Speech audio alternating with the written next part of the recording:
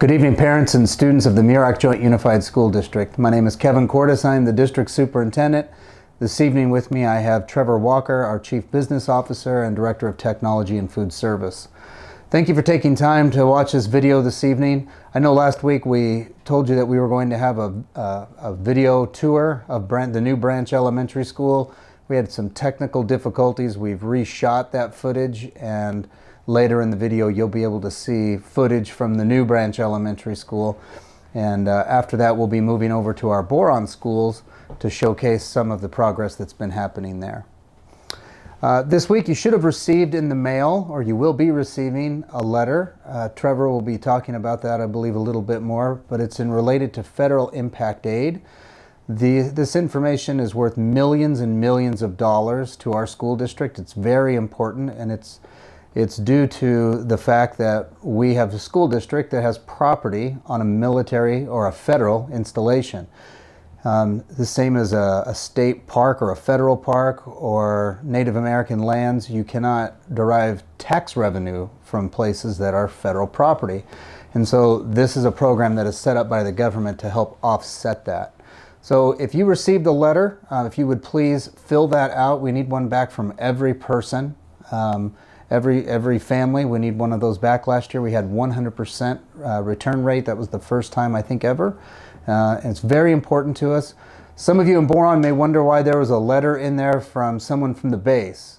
General Heiger, who's the base commander, gave us a letter to send out to parents. And rather than go through and try to discern who may or may not work on the base, we just put that letter in there with everyone. So if you see that letter and you're wondering who that is and it doesn't apply to you, it's still a really great guy and a good person, and he is just encouraging you, as well as myself and those here from the district. We'd like to encourage you to make sure you fill that out. We try to make it as easy as possible. Also, it's very important to ensure that you put the correct date on there. I believe Trevor will talk a little bit more about that. But if you could put that back in the self-addressed stamped envelope and send it back to us as soon as possible, that's very important to us. Another topic that's come up in the community lately, I think all throughout California, is that as counties become a little less restrictive and are able to do more things, you're starting to see businesses open more, and in particular to us, you're starting to see schools operate in a variety of capacities.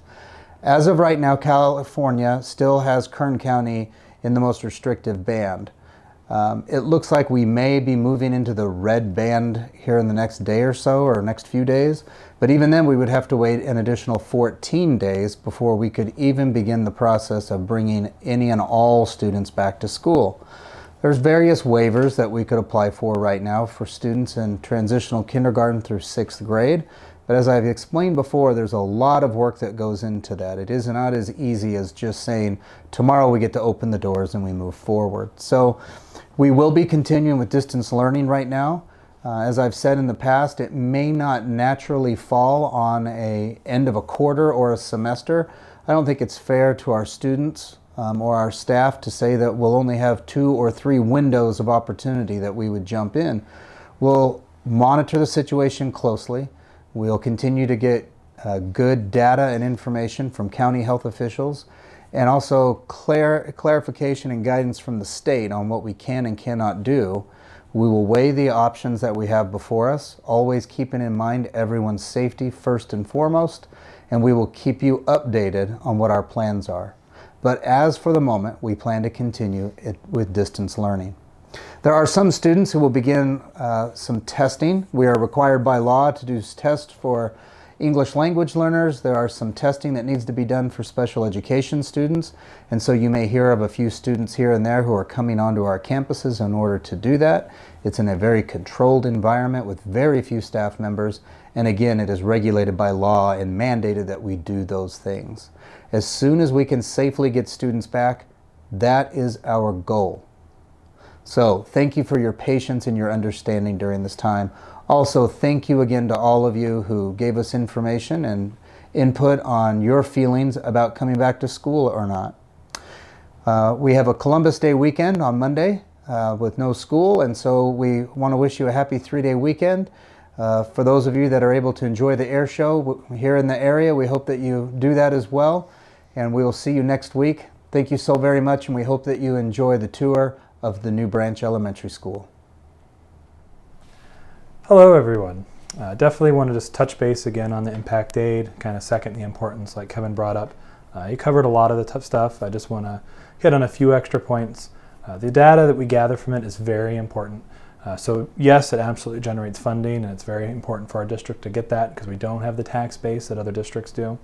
It also provides us very important data, and data that we use to go to the state and the federal government to show the different types of students we're supporting, and really the need for more money.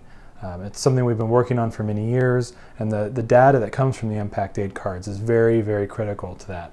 It shows us a lot of the resources we need, and really how we're a little bit different than a lot of the surrounding districts and what we need and why we need that additional support.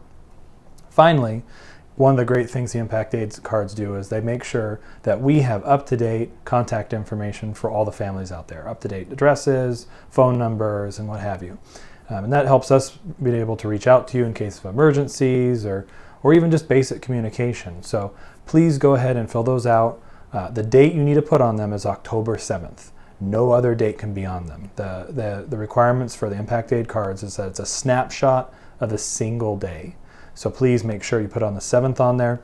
If by Monday you haven't received your card, please reach out to your school site and let them know, and we'll get you a duplicate card. We're not sure, there's all sorts of insanity with the mail these days, I guess, so we want to make sure everyone gets it. We will absolutely make sure you get one, so just let us know if there's any issues or any delay in getting it. We'll send out another one, or we'll have one for you to pick up, or what have you. With that, please enjoy your long weekend, and we'll see you on Tuesday. Have a good one. Good afternoon, parents and students and faculty of the Muroc Joint Unified School District.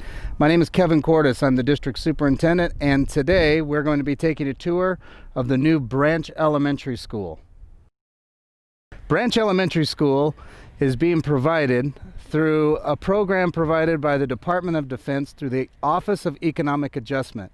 It's part of the Public Schools on Military Installation program. 80% of the funding for this school is provided through the Department of Defense. 20% of the funds are through match dollars through state funds and district local contributions. One thing that you may notice, as we've had questions regarding this, is the buildings are a little further away from the parking lots than normal. That's due to anti-terrorism force protection.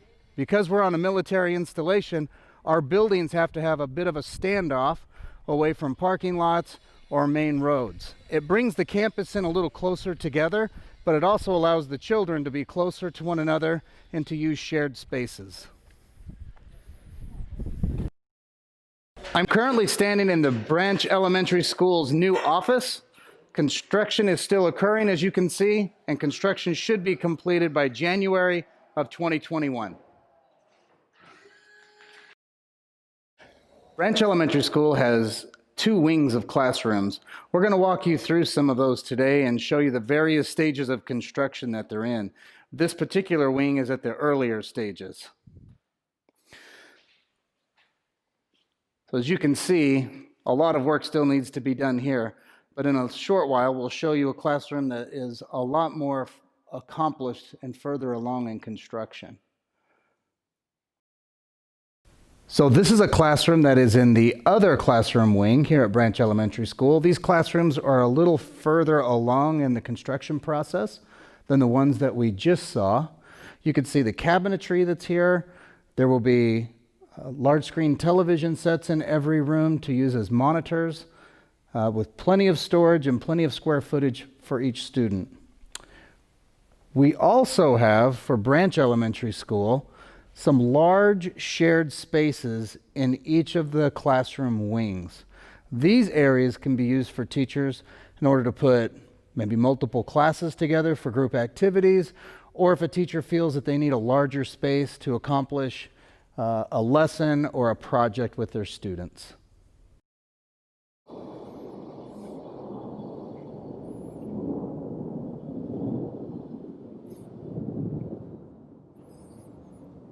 This is the Branch Elementary multi-purpose room.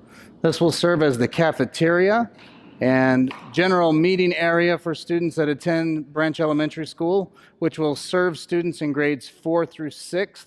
As you can see, we have a dedicated stage area. There's a place even behind the stage where band equipment and different things can be kept. The kitchen area is behind me over here. Plenty of different storage, but this is the area where the kids will come every day to eat lunch and to spend time together for special activities.